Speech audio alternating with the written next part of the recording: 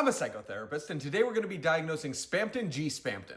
By far one of my most highly requested characters, despite how limited his screen time is. Spamton is essentially the manifestation of, well, spam. He tries to constantly get you to buy things, engage in deals with him. He has a very mysterious past where he keeps partnering with people because he wants to rise in the ranks, but he just keeps getting abandoned, and overall his stocks just plummet. Now he's literally living out of a garbage can and just desperately trying to find anyone to make deals with him. He'll constantly mysteriously allude to being abandoned, resenting people, being desperate, wanting to do anything he can to get back to his former glory. When he becomes Spamton Neo in his secret boss fight, he becomes a lot more sadistic and goes mad with power. I'm sure there are a lot of headcanons for his diagnosis, considering his behaviors are very exaggerated and therefore may seemingly map onto a lot of different diagnoses all at the same time. So I'd imagine with him wanting to rise through the ranks, he wants fame, he wants fortune, he wants all this sort of stuff that kind of shows other people that he's better. He wants to be noticed, he wants to be respected. Like, that's very like histrionic or narcissistic personality disorder coded. I'm saying that he for sure doesn't have either of these diagnoses, but honestly,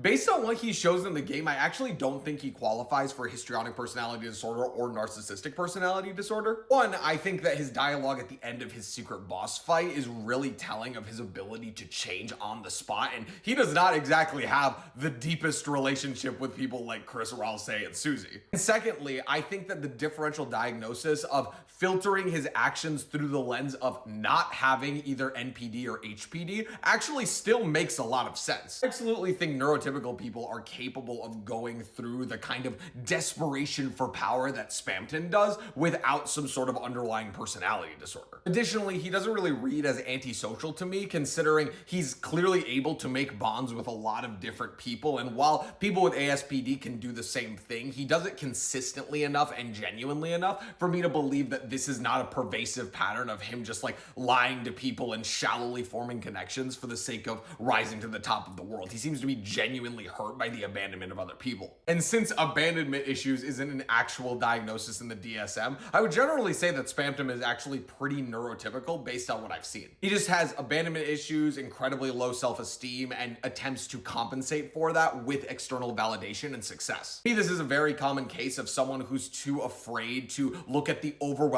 emotion internally and lacks faith that they can fix it internally, so they need to project it outward and fix it externally because they feel like they have more control there, even if they pervasively fail. Comment which character I should diagnose next.